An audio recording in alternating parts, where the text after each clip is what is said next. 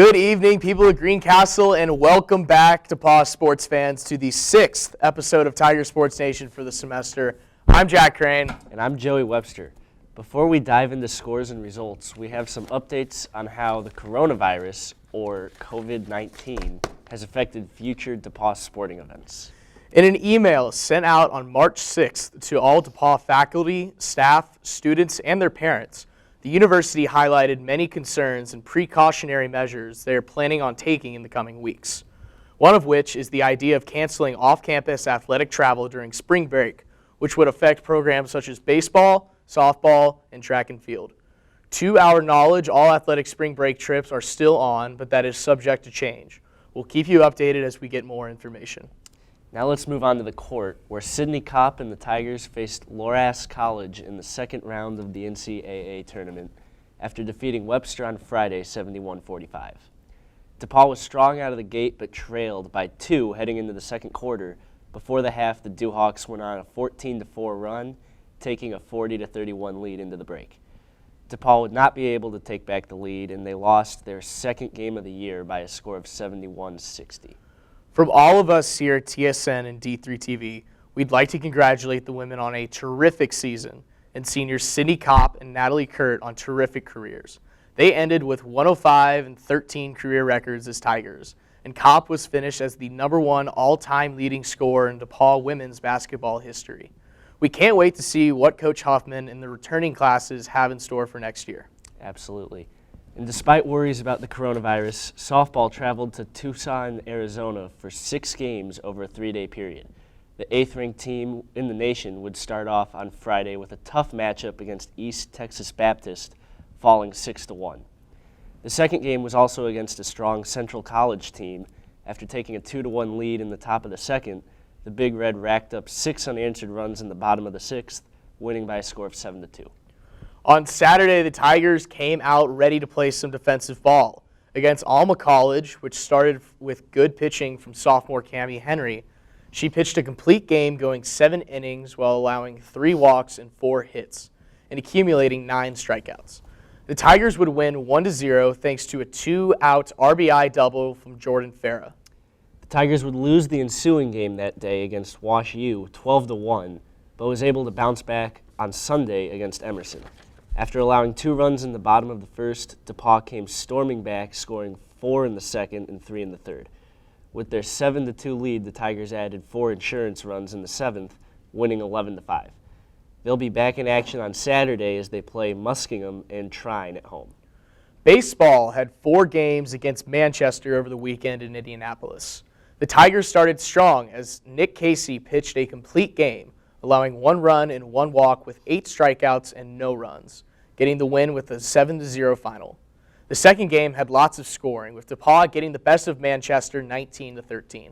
The men came back on Sunday with a much more defensive-minded approach after allowing 13 runs in the previous game. They started things off with a 5-3 win in the morning, led by pitcher Tom Giella, who allowed 1 run in 7 innings. The next game was also taken by the Tigers by a score of 8-5. Moving their record to 4-4 after sweeping the 4 games against the Spartans. Their next game is Saturday against Calvin at Hanover College. Women's lacrosse had 2 more home games last week.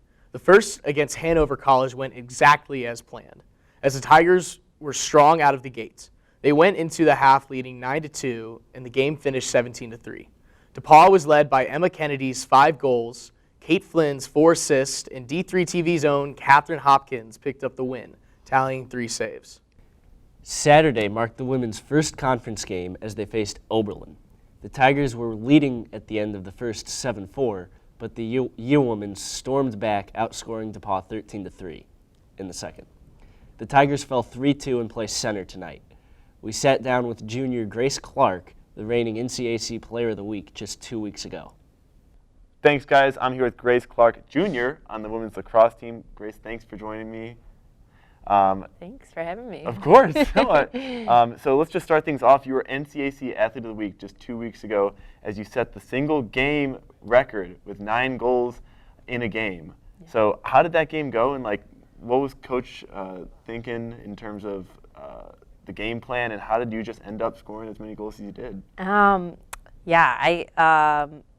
It was pretty close in the beginning, and then we kind of just we got on a run and we got on a streak, and I think we just didn't really let down from there. We just kept putting some goals in the back of the net. It was really exciting. All my teammates, one of my good friends, Tori, had 4 goals as well.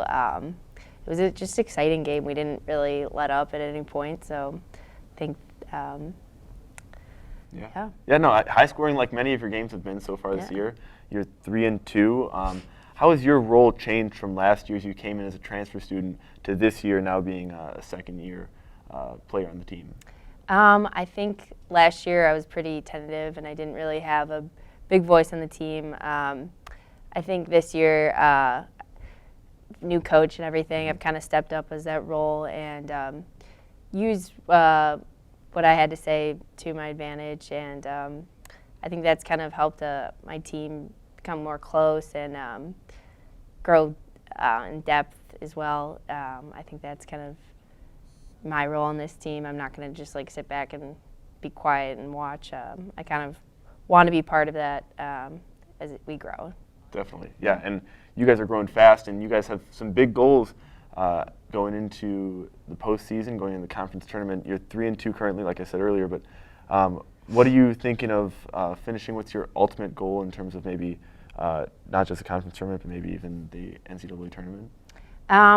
Right now, I think our goals are just the pace going, to not like become complacent at any point. I don't think we want to we do have some wins, but we don't want to just stop there. We want to keep going, keep getting better. I think we have a lot of room to grow, and I think we're all on the same page in that that we just want to keep winning, keep getting better. Absolutely, yeah, and I'm sure as you guys keep pushing each other, that's only going to get better, and you're only going to keep winning more. So thanks for joining us, and good luck with this season. Thank you. Thank you to Grace for coming in, and best of luck to the women's lacrosse team. The men's lacrosse team had a rough week, falling to 0-5 after 2 losses to Transylvania and Denison. Against Transylvania, the Tigers were only down 1 going into the third quarter and led by 1 going into the fourth. The Pioneers were able to pull away, though, winning 9-7. On Saturday, the Big Red of Denison got the best of DePauw's men, putting an exclamation mark on the game with a 20-3 victory.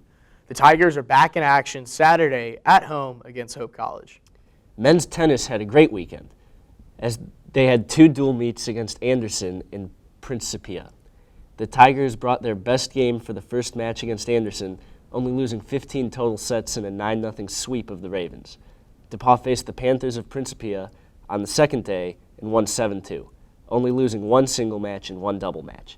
They'll look to move their winning streak to 6 games on Saturday at home. Well, that is all we have for this week's show here at the TSN studio. From all of the D3 TV staff, stay safe, relax, and wash your hands. I'm Jack Crane. And I'm Joey Webster. And as always, roll Tigs. That was one of the fastest recordings we've had.